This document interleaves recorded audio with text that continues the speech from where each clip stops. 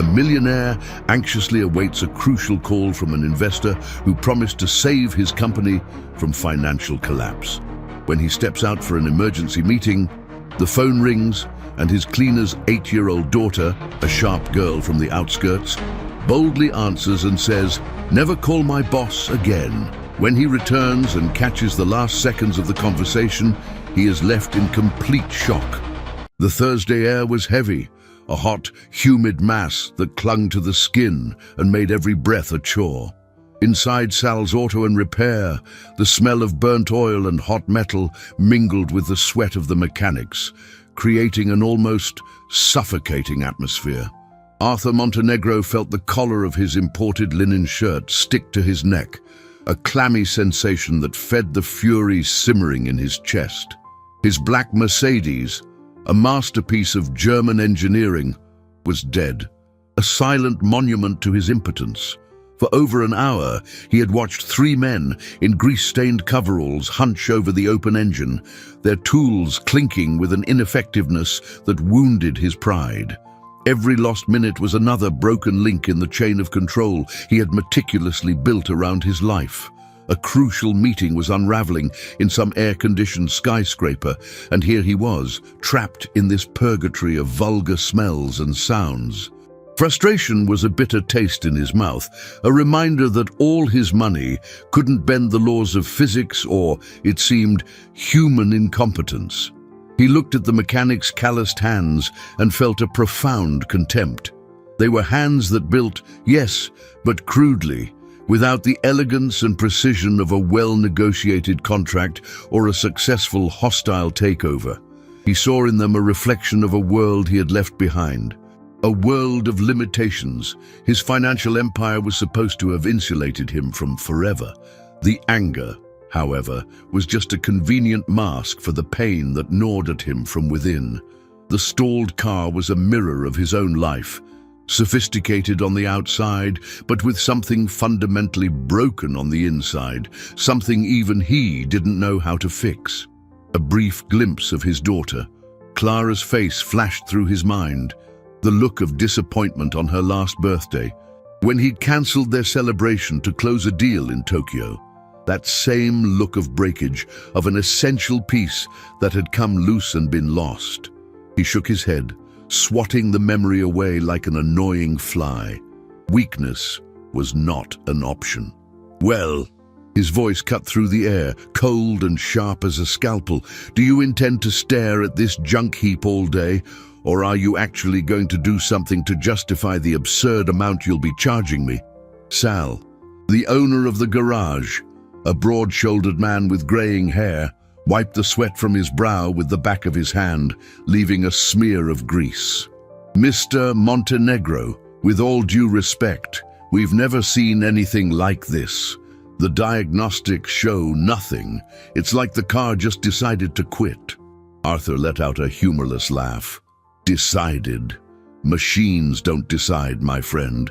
People fail, and you are failing spectacularly." It was at that exact moment, as his arrogance peaked and contempt poisoned his every word, that a small figure materialized by the car's fender. It was a girl, maybe 8 years old, with tangled hair and a dress that had once been colorful, now faded and stained. Her feet were bare, covered in a thin layer of street grime. She wasn't looking at him, but at the complex tapestry of wires and parts in the engine, her large, serious eyes scanning each component with a focus that belied her fragile appearance. For an instant, time seemed to stop. The clatter of tools ceased. The girl lifted her gaze, fixing it directly on Arthur. A deep stillness settled in her eyes, a wisdom that didn't belong to her age. Then, in a voice so quiet it could barely be heard over the distant hum of traffic, she whispered the words that would change everything. "Sir, I know how to fix your car." A shocked silence lasted for a second before being shattered by a loud laugh from one of the younger mechanics. The laughter spread like wildfire, infecting the other waiting customers. Sal tried to suppress a smile but failed. Arthur's humiliation, already unbearable, found a new target. He saw in the girl the perfect opportunity to deflect attention from his own vulnerability. With a cruel smirk, he turned to the small audience, projecting his voice so everyone could hear his joke. "Did you hear that? The little genius is going to save us." He leaned toward the child, scorn dripping from every syllable. "All right, let's make a deal. You fix my car, and I'll adopt you." The garage erupted in even louder laughter, the sound echoing cruelly as the girl remained still, impassive, her gaze still fixed on the engine that defied them all. The sound of laughter echoed off the garage's metal walls, a wave of scorn that seemed to solidify the hot air. Arthur felt like the conductor of this cruel orchestra, and for a brief moment, he savored the power of turning a child's humiliation into his own relief. But the girl didn't flinch. She didn't cry. She remained motionless, her eyes fixed on the car's silent, metallic heart, as if the noise around her were merely the buzzing of distant insects. Her indifference was more unsettling than any tear. Slowly, as if in her own world, she held out a small, grimy hand towards Sal, the garage owner, who was still wiping tears of laughter from his eyes. Her voice, still a whisper, but now filled with an inexplicable authority, cut through the remaining mockery. "I need a screwdriver with a magnetic tip, 7 millimeters. The specificity of the request silenced the last of the laughter. Sal blinked, surprise replacing the humor on his face. He glanced at his assistants, who shrugged, equally bewildered, but there was something in the girl's posture, in the seriousness of her gaze, that compelled him to obey. He rummaged through his toolbox and, with visible hesitation, handed her the requested tool. Arthur watched, a cynical smile still playing on his lips, awaiting the punchline. The kid could barely hold the tool properly. This was going to be delicious. The girl, however, moved with a grace and precision that contradicted her appearance. Her small, nimble fingers found a path through the tangle of wires and hoses, a place the grown men hadn't considered. She didn't seem to be looking. She seemed to be feeling. She leaned over the engine, her hair falling across her face, and a soft metallic sound was heard, an almost imperceptible click, then another. She pulled back, placed the screwdriver carefully on the ground, and with the same unearthly calm, looked up at Arthur. "You can start it now." The silence that followed was absolute, heavy with the expectation of everyone present. Arthur felt a chill run down his spine. It was absurd, impossible, but he was a man who never backed down from a challenge, especially one he had proposed himself. With slow, deliberate steps, he walked to the driver's side door, the feeling of dozens of eyes on his back. He sank into the soft leather, the familiar scent of luxury calming him for a moment. He inserted the key into the ignition, his heart beating a strange, uncomfortable rhythm against his ribs. He turned it. The engine roared to life instantly, a deep, powerful and perfect sound, filling the garage with the vibration of its restored health. No one clapped, no one spoke. The sound of the engine was the only judge in this makeshift courtroom, and its verdict was undeniable. The girl had been right. The professionals had been wrong, and he, Arthur Montenegro, the titan of industry, had been made the biggest fool of all. He cut the engine, and the silence that returned was 10 times heavier than before.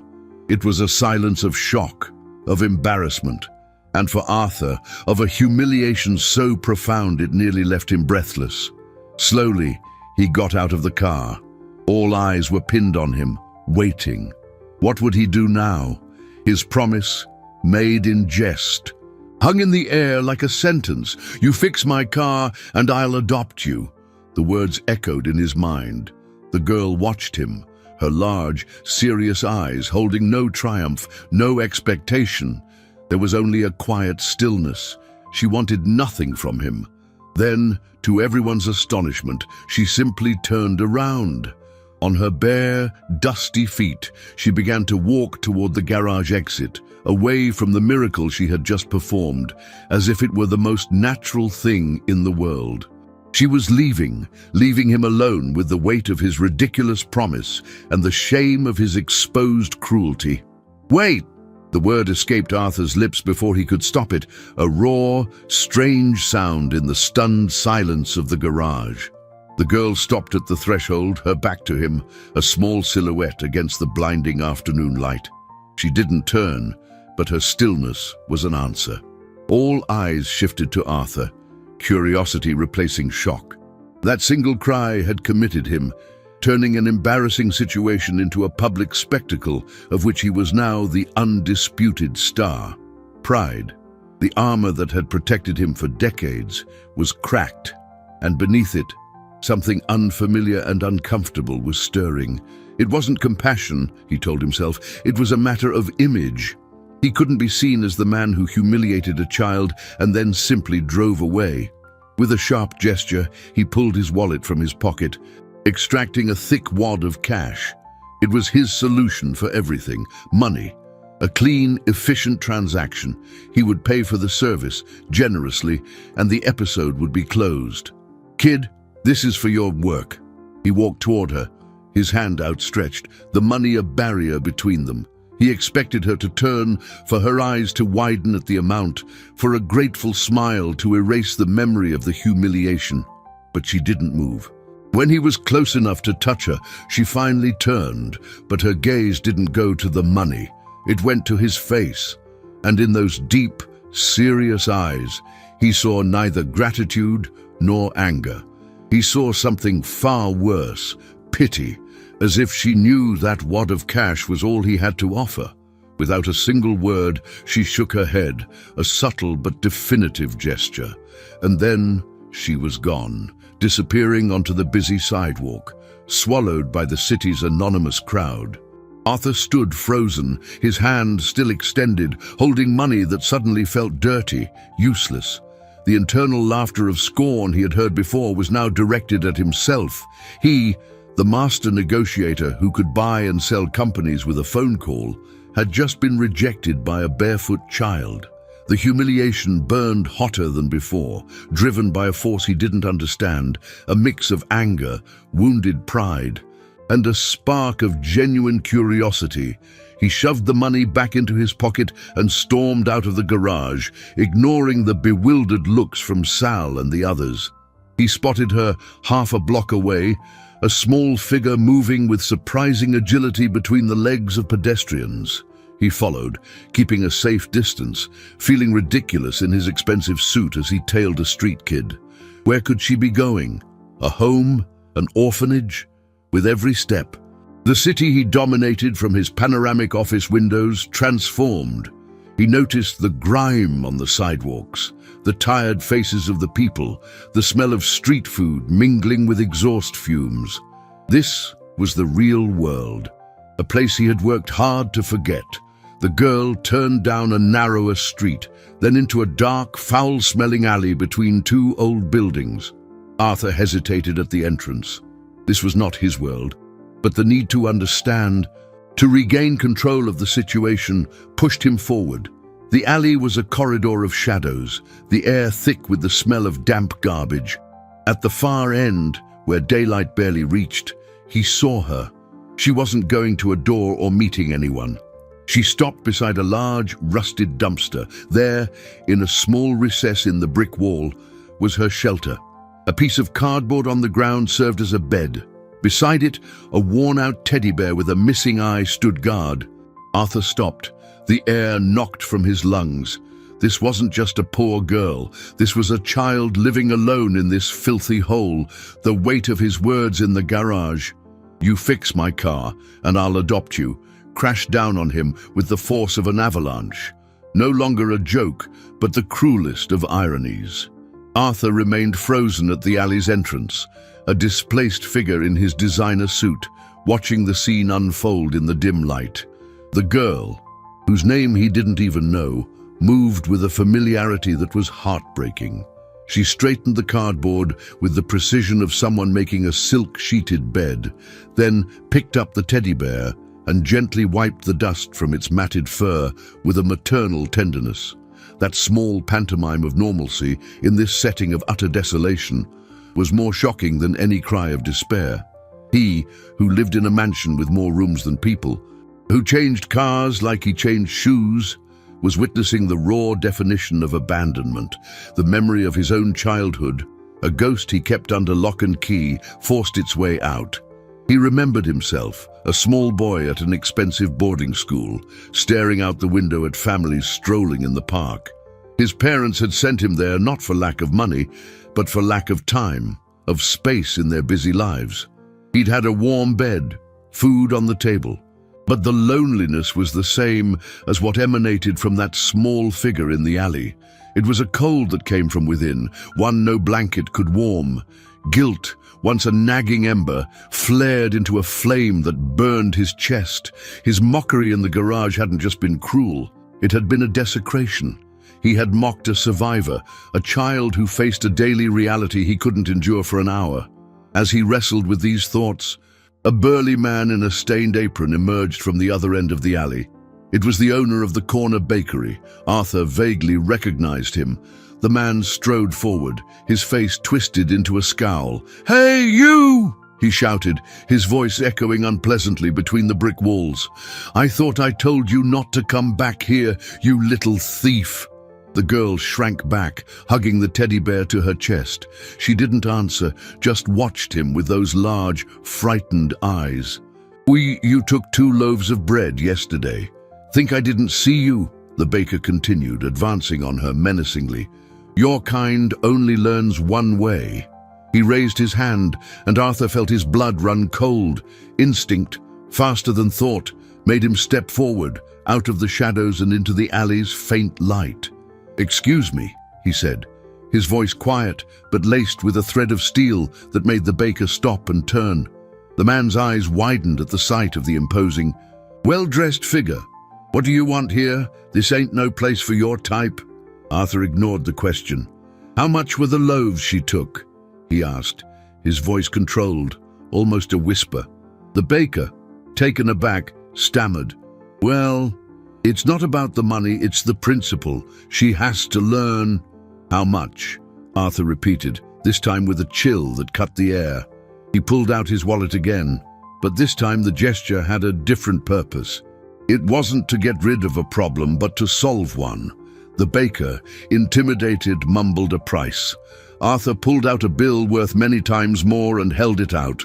"This covers yesterday's bread, today's, and all of next month's. Leave her alone." The man snatched the money, his eyes wide, and shuffled away muttering, casting one last confused look at the scene. The alley fell silent again. Arthur turned to the girl. She was still watching him. The bear pressed tightly against her. The fear in her eyes had been replaced by a deep wariness. He was a stranger, a man who had humiliated her and now defended her. She didn't know how to react, and neither did he.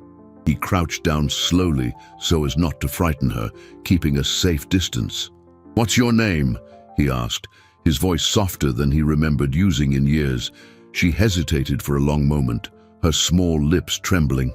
Finally, the answer came, as faint as the rustle of dry leaves.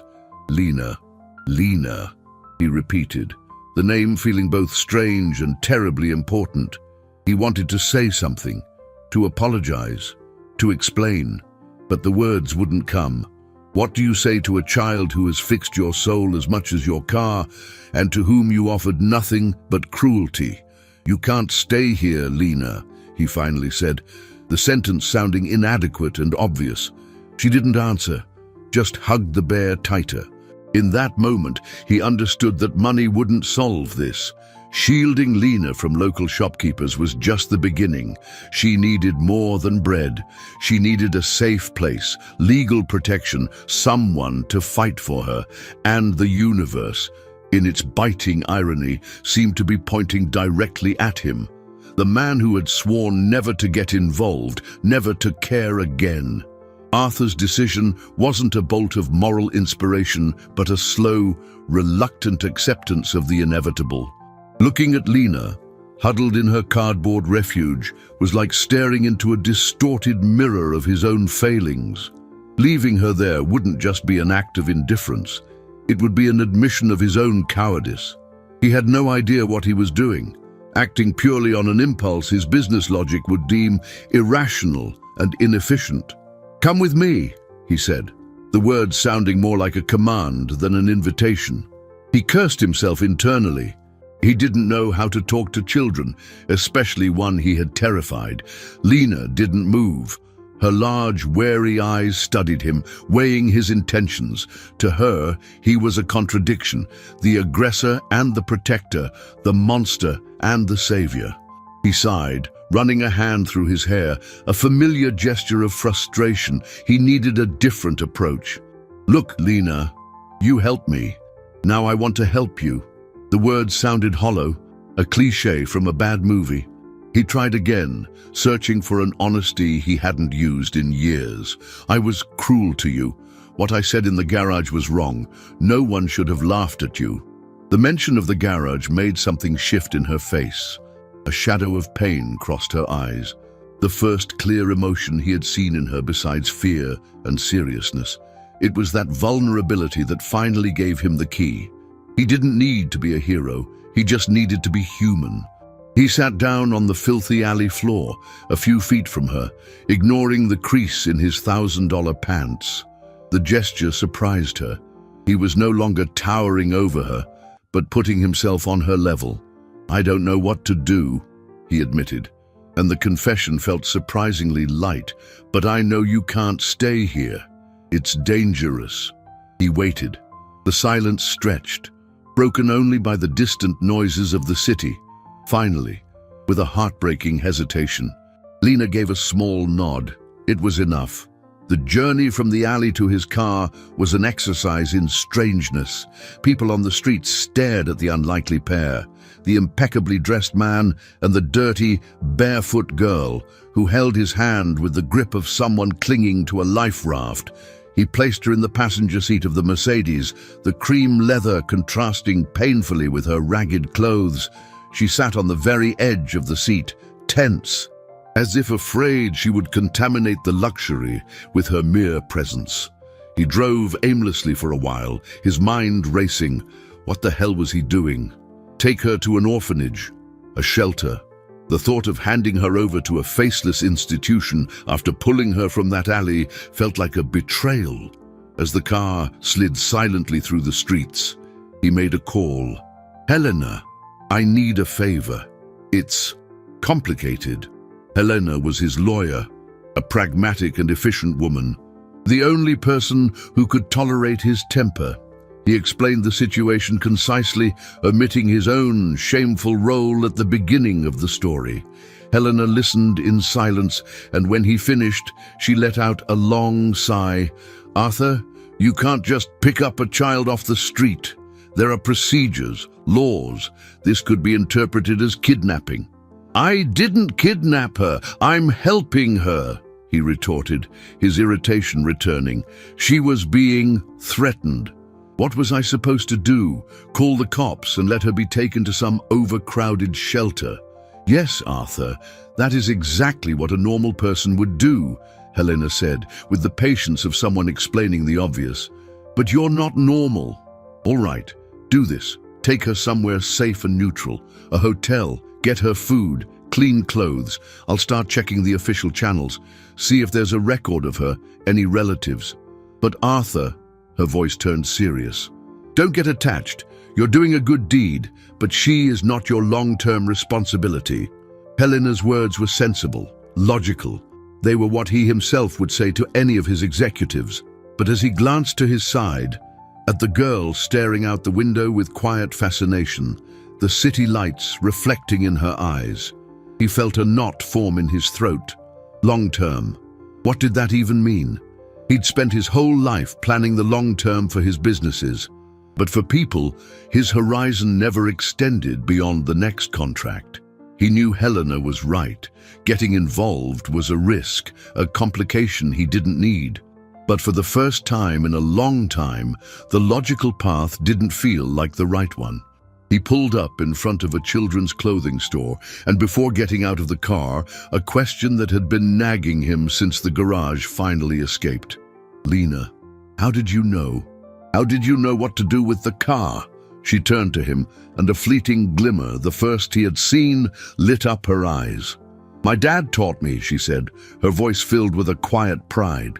"He was the best mechanic in the world." Lena's revelation about her father hung in the car's air, heavy with a weight Arthur hadn't anticipated. It wasn't just an innate skill, it was a legacy, an inheritance of love and knowledge passed from father to daughter.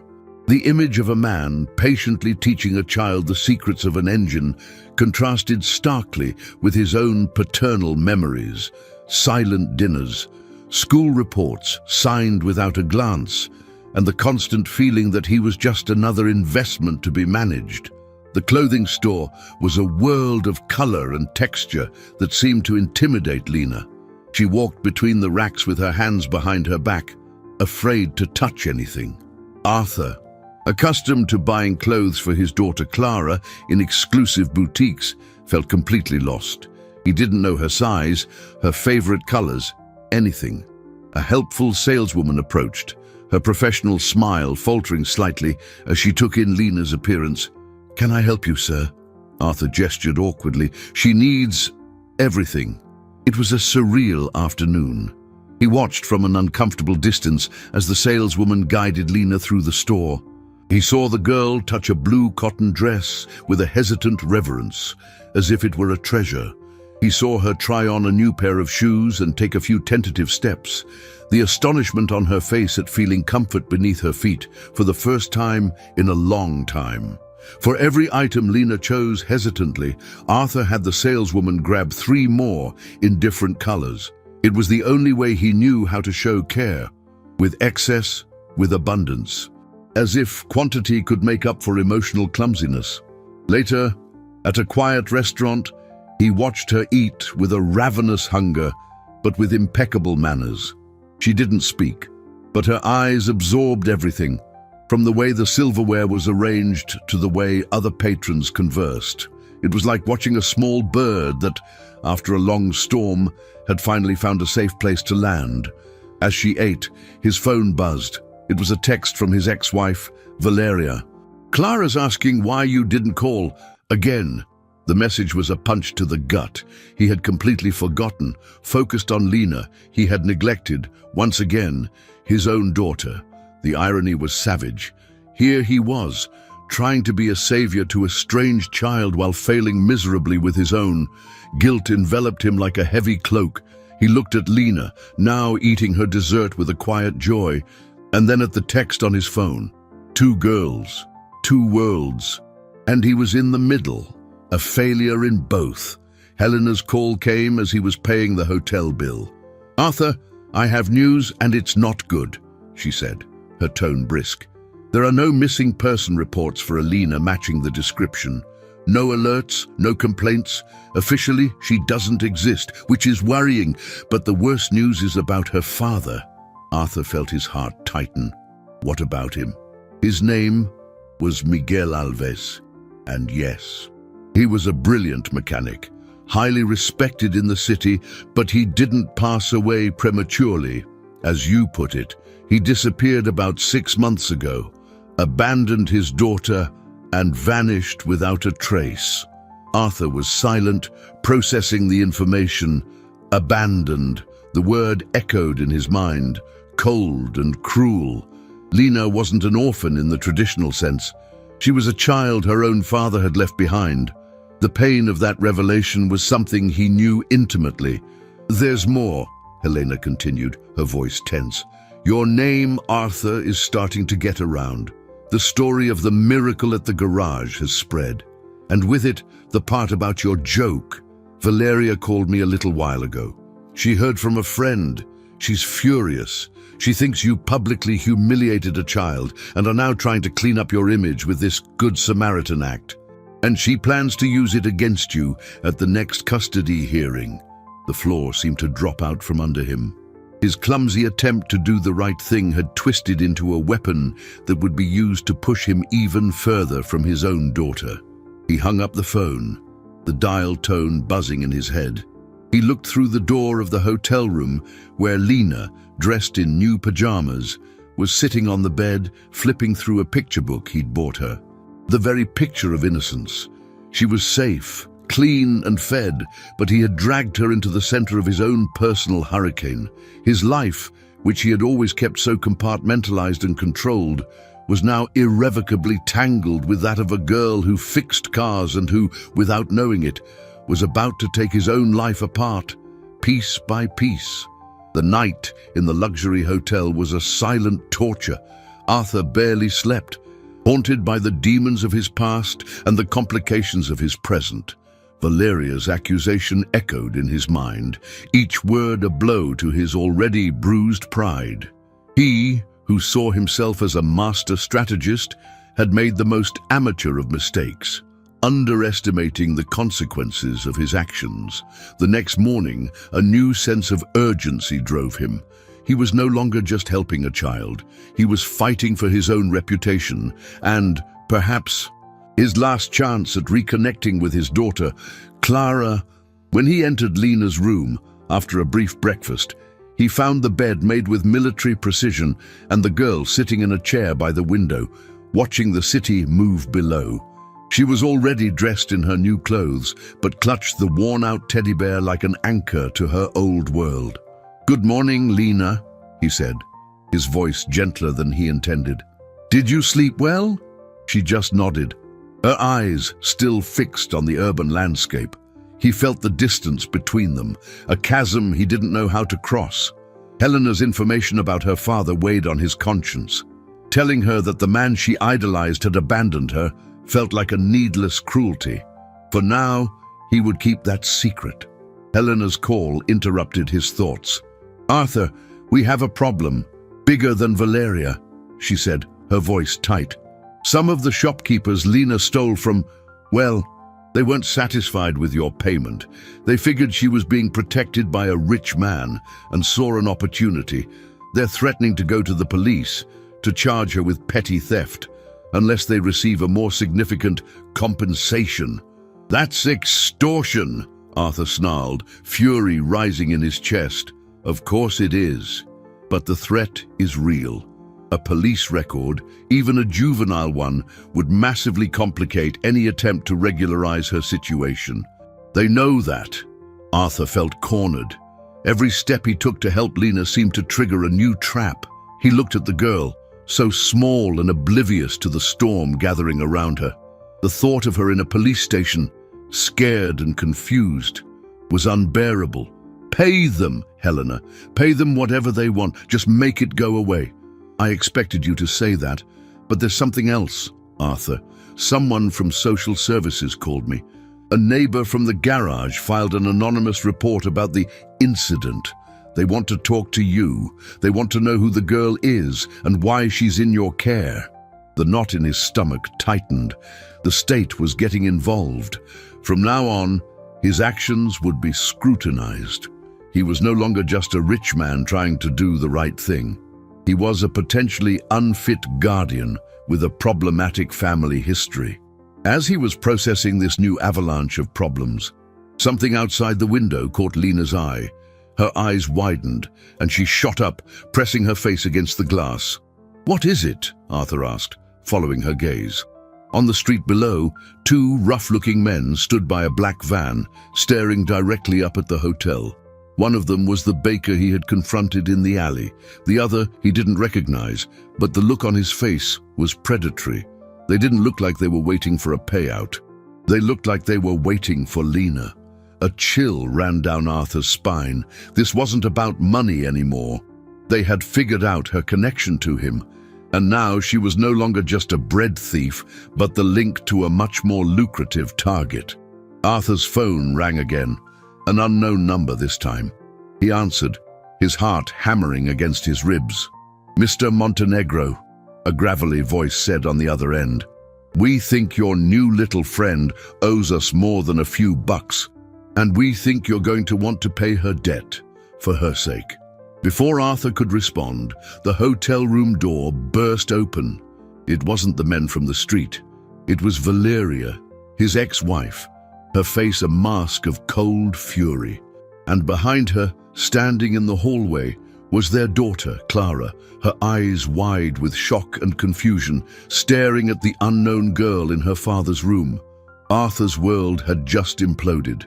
Trapped between blackmailers on the street, his furious ex-wife at the door, and social services on the phone, he looked at Lena, the child he was supposed to save, who had instead become the epicenter of his ruin. And in that moment of absolute chaos, Lena did the only thing she could. She ran. She darted past Valeria and Clara like a flash, disappearing down the hotel corridor, back into the dangerous world he had tried and failed to pull her from. The hotel corridor was suddenly silent, save for the hollow sound of Lena's fading, frantic footsteps. For a paralyzing second, no one moved. Valeria stood agape, her rage momentarily replaced by the shock of the girl's sudden flight. Clara, his daughter, stared at the empty space where the other girl had been, an unreadable expression on her face. Reality hit Arthur like a physical blow. Lena was out there, alone, terrified, and worst of all, being hunted. "Lena!" he yelled, desperation tearing through his voice. He bolted past Valeria, ignoring the "Arthur, get back here!" she flung at his back. He sprinted down the hall, the elevator doors closing too slowly. He took the stairs, bounding down 3 steps at a time, his heart pounding not just from exertion but from pure, primal fear. He had to find her. That was the only thing that mattered. The city, once his playground, now felt like a threatening labyrinth. He scoured the streets around the hotel, his expensive suit and distinct appearance drawing curious glances. He shouted her name, the sound lost in the cacophony of traffic and conversation. Every dark-haired child he saw made his heart leap, only to be followed by bitter disappointment. She had vanished, swallowed by the metropolis as if she had never existed. The frantic search lasted for hours, until the afternoon sun began to dip, painting the sky in shades of orange and purple that seemed to mock his anguish. Exhausted, defeated, he finally stopped, hands on his knees, gasping for breath. Where would she have gone? He tried to think like her, scared, alone. She would go back to the only place she knew as home, the alley. He ran, hope, fragile and faint, re-emerging in his chest, but the alley was empty.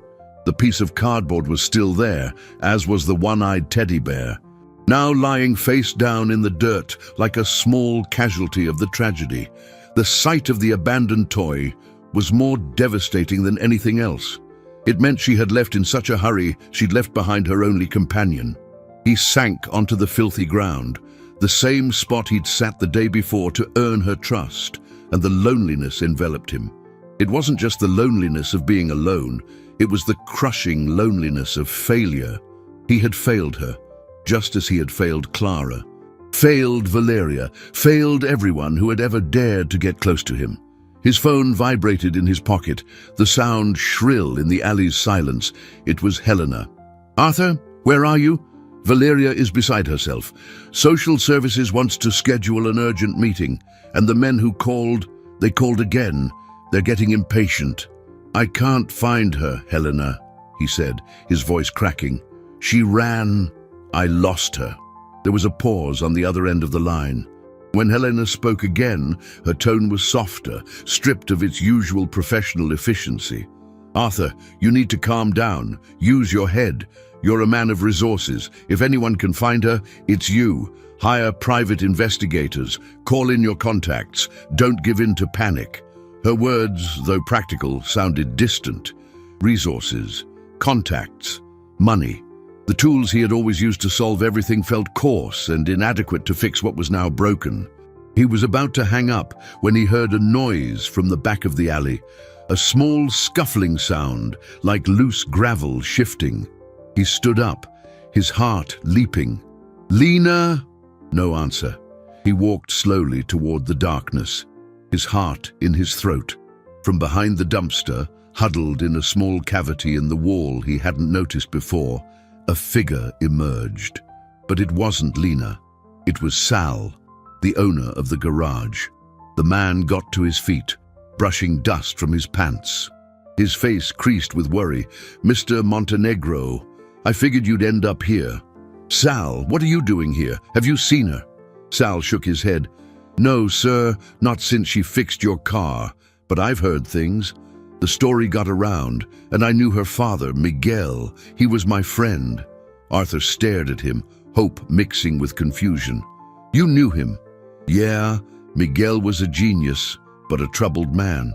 Had debts, got mixed up with the wrong people. That's why he disappeared. Not because he wanted to leave his kid, but because he thought he was protecting her." The revelation hit Arthur with the force of a wave.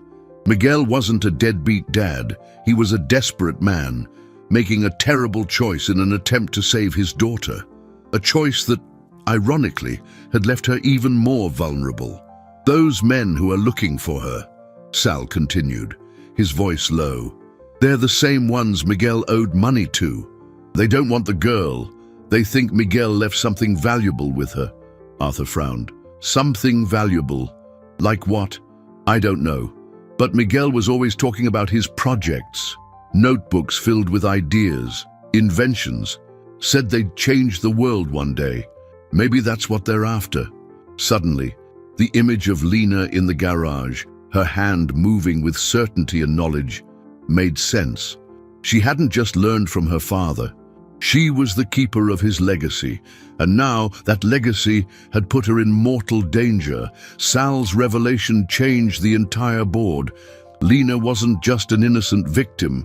She was the holder of a secret, the key to something dangerous men coveted. The search for her was no longer just a matter of personal redemption for Arthur. It was now a race against time to protect her from a very real threat. "Where would they be?" Arthur asked, his mind already working, formulating strategies. These men, where would Miguel have met them? Sal hesitated, his expression uneasy. Miguel had a place, an old garage out back of the industrial district. It's where he worked on his secret projects, away from prying eyes. If he hid anything, it'd be there. And if those guys know anything, that's where they'd go. Arthur felt a surge of adrenaline. It was a lead, a direction. He thanked Sal, promised to be in touch, and raced back to his car. As he sped toward the city's gritty underbelly, he called Helena. "Forget the PIS, I need security, the best you can find. Meet me at the old Alves garage in the industrial district. And Helena, be discreet." He didn't wait for a reply, hanging up the phone. This time, he wasn't acting like a worried father, but like the ruthless businessman he was. He was in his element, moving pieces, anticipating his opponent's moves. The industrial district was a landscape of rust and concrete, a graveyard of industrial dreams. Miguel's garage was a small brick building, squeezed between a derelict warehouse and a junkyard. The metal roll-up door was down, but a side window was broken, offering a way in. Arthur parked a safe distance away and approached on foot, his heart pounding. He didn't know what he expected to find inside. Violence, a trap. He peered through the broken window, and what he saw took his breath away. The garage interior wasn't dark and abandoned. A single bare bulb hanging from the ceiling illuminated the scene, and in the center of the space, her back to him, was Lena. She didn't look scared. She was focused, working on an old engine block mounted on a stand. Her small hands moved with the same mesmerizing precision he'd seen in the garage, cleaning, adjusting, connecting parts. Around her, the walls were covered in complex diagrams, formulas, and technical drawings, all scrawled in chalk. The place wasn't a hideout, it was a sanctuary. Miguel's legacy was everywhere. Arthur felt a wave of relief so intense it nearly buckled his knees. She was safe. But the relief was short-lived. He heard the sound of a car approaching, its headlights sweeping the alley. It was them. He had to get her out of there. Now. He went around and forced the front door, which groaned open. "Lena," he whispered urgently. She spun around, her eyes widening in surprise but not fear. A wrench was in her hand. "You have to get out of here. They're coming." She didn't argue. The trust he had fought so hard to win seemed to solidify in that instant. She grabbed a small canvas backpack from a corner and ran to him. Just as they reached the back door, the front door burst open with a crash. It was the two men, the same ones from outside the hotel. "Well, well, what do we have here?" the bigger one said, an ugly smile on his face. "The millionaire and the little grease monkey. Hand over the notebooks, and maybe we'll let you walk out of here." Lena shrank behind Arthur, clutching the backpack tightly. Arthur stood protectively in front of her. His mind raced, searching for an out, an angle. There was none. They were cornered. "I don't know what you're talking about," Arthur said, his voice steady despite the fear he felt. The man laughed. "Don't play dumb. We know Miguel left the designs with her. They're worth a fortune." He took a step forward, and his partner circled to the side, cutting off any escape. It was then that Arthur noticed it. Behind the men in the garage entrance, a new figure appeared, silhouetted against the streetlights. For a second, he thought it was Helena's security, but the figure was female. It was Valeria, and beside her, her face pale and her eyes wide, was Clara. They had followed him. Valeria must have put a tracker on his car, a paranoid tactic from their litigious divorce days. Arthur's heart sank. He had led the danger not only to himself and Lena, but to his own family. The situation had escalated from terrible to catastrophic. The presence of Valeria and Clara transformed the tense atmosphere into a powder keg. The two men glanced at the newcomers, a cruel glimmer of opportunity in their eyes. More hostages, more leverage. Valeria, for her part, was pale with shock, the fury that had driven her here evaporating in the face of real physical threat. She grabbed Clara's arm, pulling her back, the protective lioness emerging through her panic. Clara, however, didn't seem terrified. Her eyes were locked on Lena, the girl huddled behind her father. There was a mixture of curiosity, resentment, and something else, something Arthur couldn't decipher. In her gaze, "Well, look at this, a family reunion," the bigger man sneered, savoring the moment. "This just makes things easier." The backpack kid. Now, Arthur knew a physical confrontation was impossible. He was outnumbered and outmatched. He had to use his only weapon, his mind. He had to negotiate, to buy time. "All right, calm down," he said, holding his hands up in a placating gesture. "You want the designs. They're in the pack, but you don't know what to do with them. They're just scribbles to you. I, on the other hand, I can turn them into millions."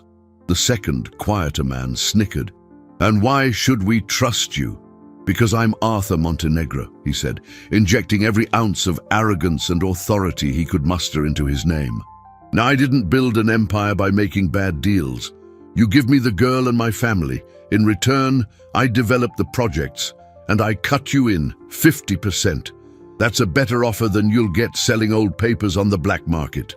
It was a bluff, but a calculated one. He was speaking their language, greed. He saw hesitation in the leader's eyes. The seed of doubt was planted. As Arthur held their attention, he noticed a subtle movement.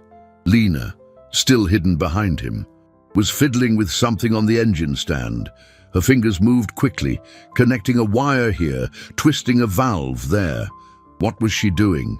The burly man seemed to make a decision. "I like your nerve, Montenegro, but I prefer the simple approach. We take the backpack and we disappear. And to make sure you don't call the cops, maybe your pretty daughter comes with us for a while." The icy fear returned with a vengeance. He had failed. The bluff hadn't worked. The man took a step toward Clara. Valeria let out a strangled cry. It was at that exact moment that Lena stood up. "No!" she yelled, her voice surprisingly strong. She was holding two thick cables, their stripped ends dangerously close. With a swift movement, she touched them to a terminal on the battery connected to the engine.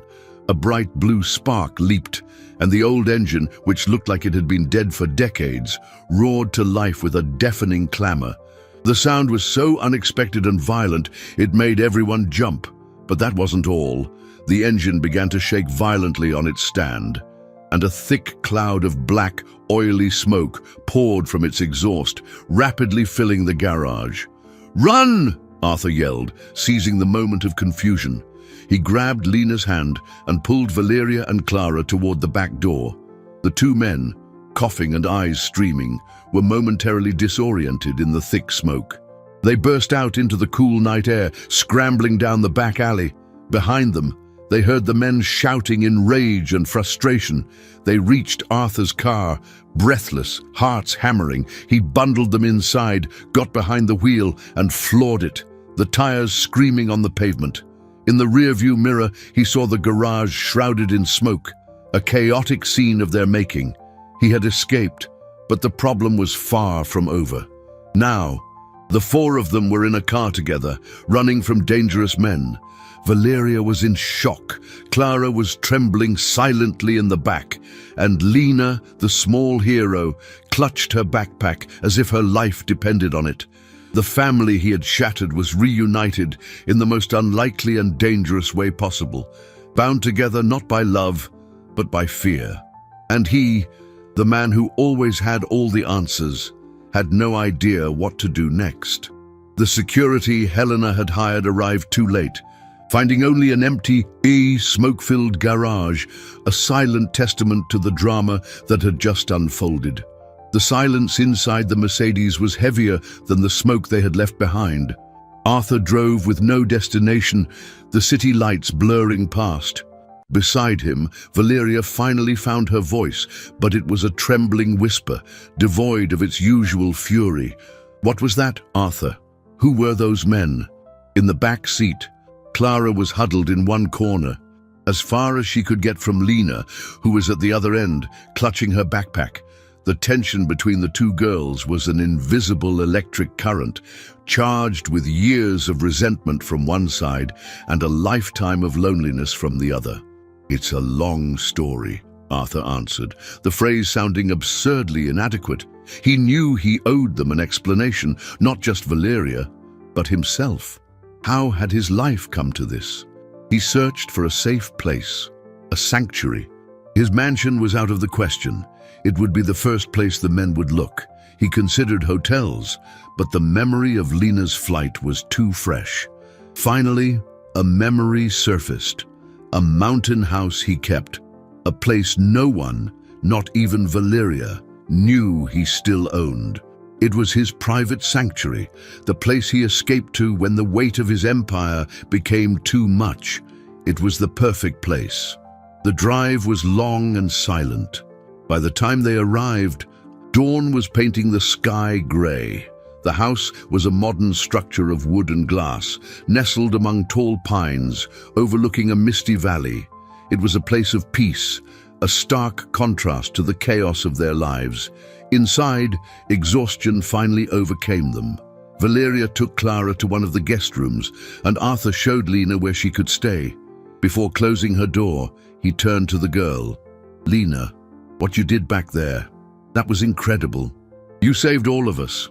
She just looked up at him, her eyes large and serious, and gave a small nod before shutting the door. He was left alone in the vast living room, a fire crackling in the hearth.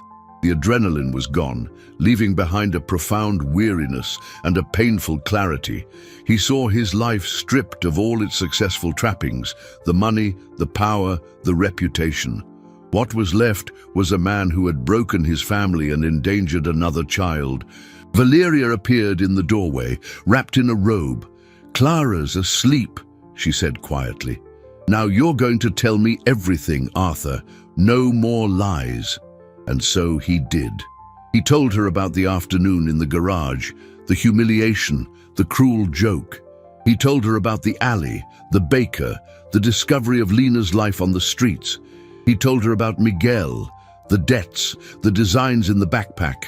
He spared himself nothing, laying bare his arrogance, his carelessness, his guilt.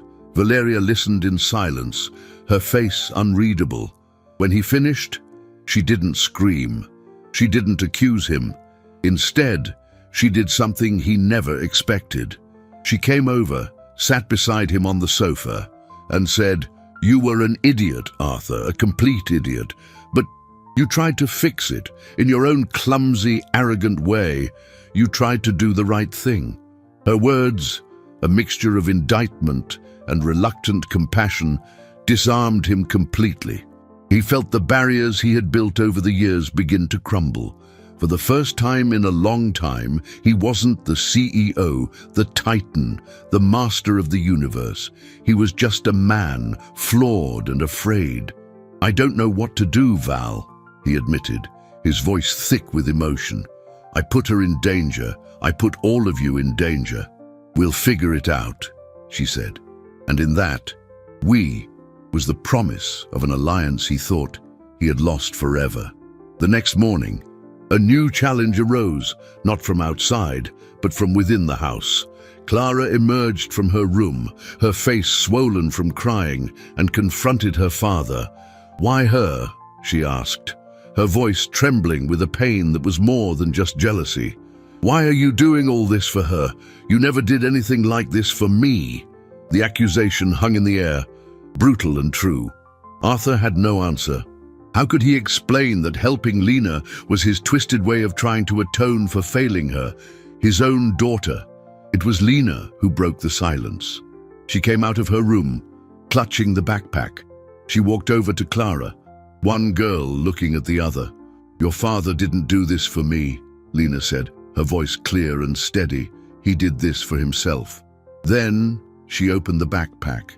Inside, there weren't just notebooks, but also a small wooden box. She opened it, revealing a collection of old, faded photographs. In one, a young man was smiling, his arm around a woman. The man was unmistakably Miguel, and next to him, smiling too, was a much younger Arthur Montenegro.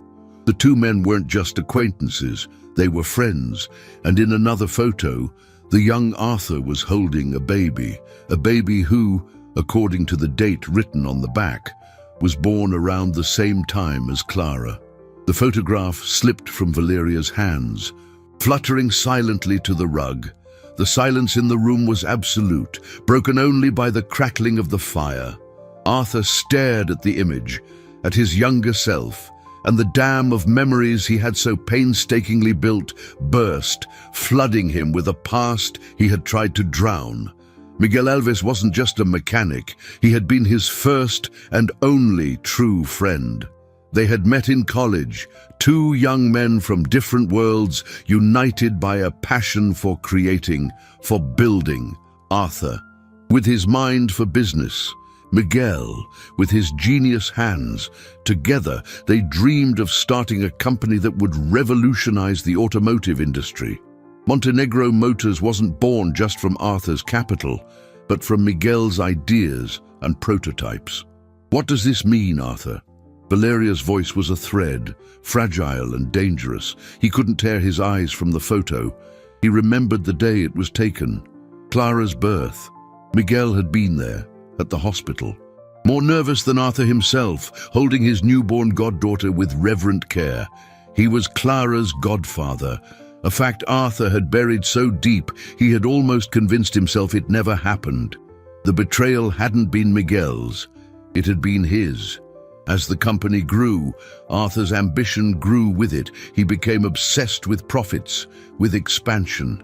Miguel's innovative ideas, once the soul of the company, became unnecessary risks.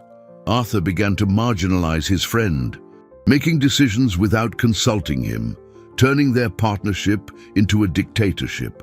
The final straw was when Arthur, in a hostile maneuver, bought out Miguel's share of the company for a fraction of its real worth, using a contractual clause that Miguel, in his blind trust, had never read closely. He had destroyed his friend to build his empire. "He worked for you," Valeria whispered, putting the pieces together. "No," Arthur answered, his voice raw with shame. "He worked with me. I forced him out. I betrayed him." The revelation hung in the room, horrific and irrefutable.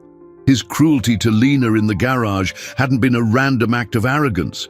It was the echo of a much deeper betrayal. a contempt for the legacy of the man he had cast aside. Lena, with a calmness that belied the bomb she had just detonated, picked up another photo. "My father told me everything," she said, her voice firm. "He didn't abandon me. He went to find an investor for his new projects, the ones you refused to fund. He was coming back for me. He promised." She looked directly at Clara.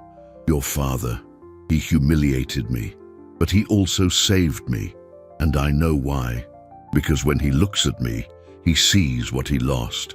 He didn't save me for my sake. He saved me because of my father." Clara's silence was broken by a sob. The anger on her face gave way to a painful understanding. This wasn't about a strange girl stealing her father. It was about a ghost from the past that had returned to haunt them all. The tension in the room had reached its peak. All the lies, all the half-truths were exposed in the cold morning light.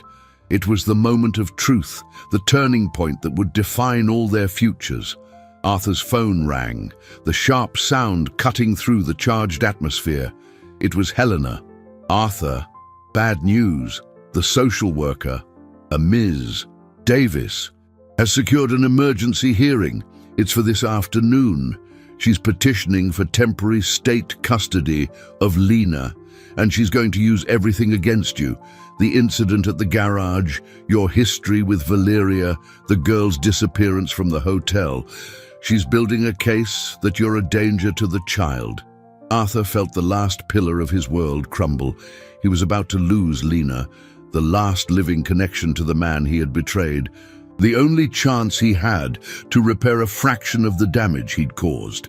The hearing wouldn't just be about Lena's custody. It would be a trial of his entire life. All his failures as a father, a husband, a friend would be dissected in a courtroom. And the key witness against him, the person whose testimony could seal his fate, wouldn't be Valeria or the social worker. It would be his own daughter, Clara, the girl he had neglected for years, whose pain he now understood in all its depth. She would be asked what kind of father he was, and Arthur knew with a crushing certainty that there was nothing he could say to deserve her forgiveness. Her honest, painful answer would decide everything. The courtroom was small and austere, the air heavy with the formality of the law. Arthur felt like a stranger in his own suit, a useless armor against the scrutiny in the eyes of the judge and Ms. Davis, the social worker, whose face was a mask of professional disapproval. Valeria sat a row behind him, her posture tense but supportive.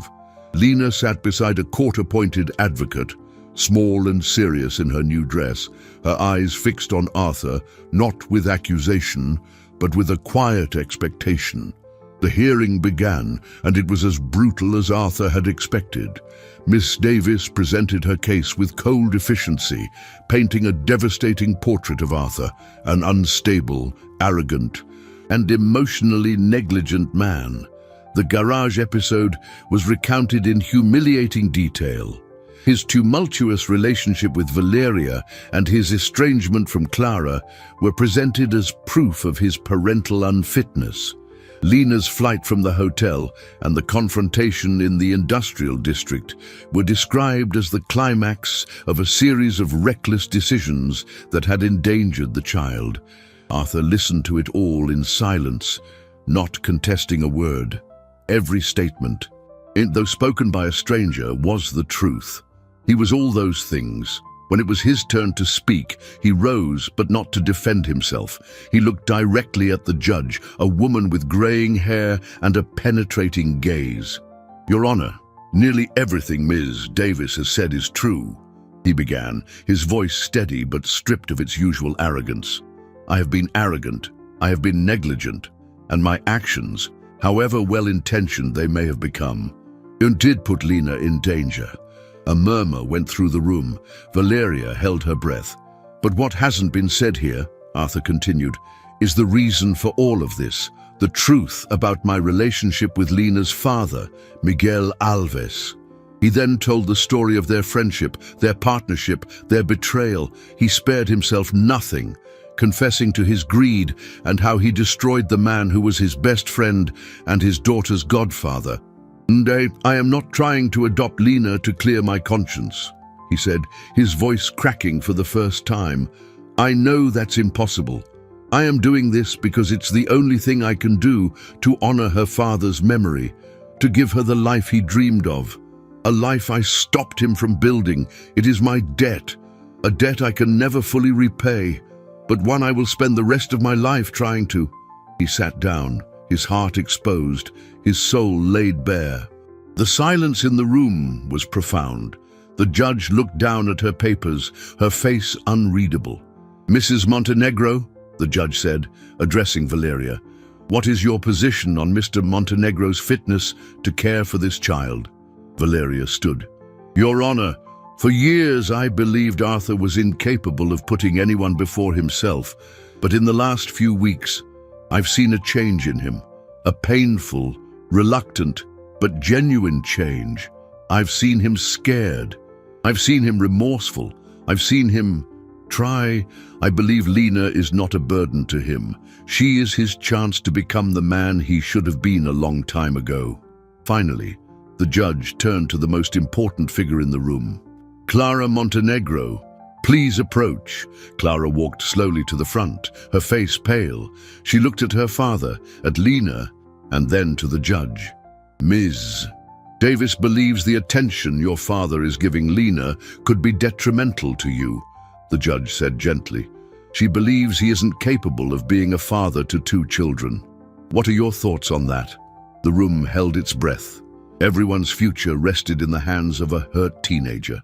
Clara looked at her father, and Arthur saw in her eyes the pain of years of broken promises. He braced himself for the verdict, for the condemnation he knew he deserved. "My dad, he hasn't been a good father to me," Clara began, her voice shaky but clear. "He's missed birthdays, school plays, dinners. He always chose work." But she took a deep breath.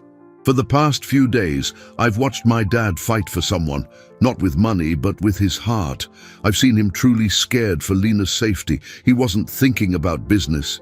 He was thinking about her." She turned and looked at Lena. "I was jealous, so angry. But then I understood. Lena didn't steal my father from me. She's giving him back, the man I saw at the mountain house, the man who confessed his mistakes today. That's the dad I've always wanted. If he can be that dad for her, then maybe he can finally learn how to be that dad for me too." A single, silent tear traced a path down Arthur's cheek. It wasn't a tear of sadness, but of a gratitude so overwhelming it hurt. His daughter hadn't condemned him. She had offered him the most precious thing of all, hope. The judge watched the scene, and a faint smile touched her lips. She brought down her gavel. "Temporary custody is granted to Arthur Montenegro, under the strict supervision of social services.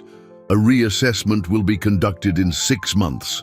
The sound of the gavel echoed like a beginning, not an end. The immediate legal battle was won, but the emotional journey to rebuild their family was just starting.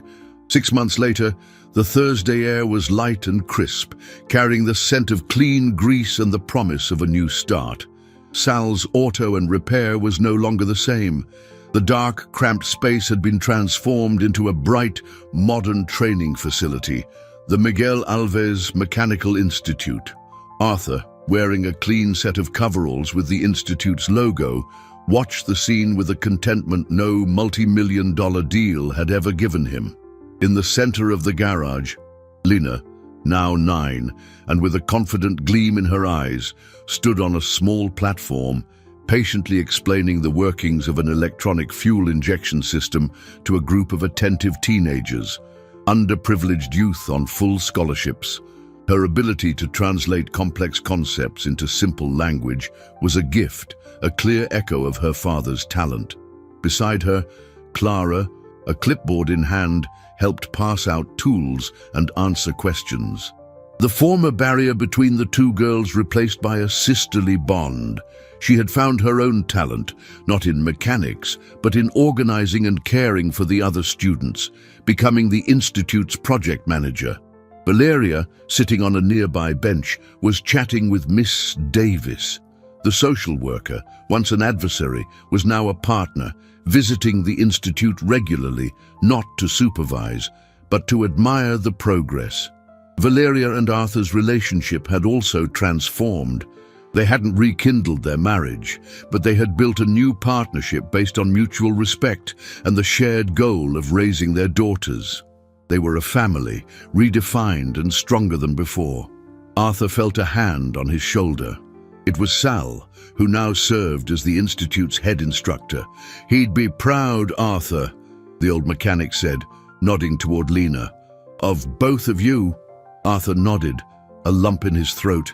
He knew complete redemption was impossible, but making amends was a daily journey. Miguel's designs, from Lena's backpack, had become the institute's core curriculum. With Arthur's investment, the innovations that might have enriched one company were now being used to educate and empower dozens of young people, creating opportunities that would change their lives.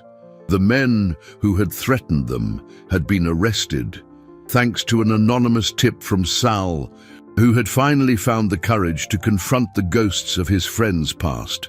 Lena's adoption was official. She was, legally and in every other sense, Arthur's daughter. More importantly, she and Clara were undeniably sisters. Later that day, the family gathered at the mountain house, the place that symbolized both their chaos and their healing. They sat on the deck, watching the sunset paint the valley in warm colors. Clara rested her head on Arthur's shoulder, a simple gesture that held a universe of forgiveness. On his other side, Lena snuggled close, feeling, perhaps for the first time in her life, completely safe. Arthur Montenegro, the man who once measured his worth in bank digits and corporate takeovers, now understood that true wealth wasn't in what you owned, but in where you belonged. He looked at the faces of his two daughters, the legacy of a painful past and the promise of a bright future. He had learned the hard way that the most complex engines, the hardest ones to fix, aren't made of metal and wires, but of flesh, bone, and feeling. The garage, the site of his greatest humiliation, had become the symbol of his redemption. The cruel joke he'd made had become a sacred promise, and the barefoot girl he'd scorned had not only fixed his luxury car, she had taken apart his life of lies and helped him rebuild it on a stronger foundation, one of truth, love, and second chances. He didn't know what the future held, but for the first time, he wasn't afraid. He had a family, and that was all that mattered.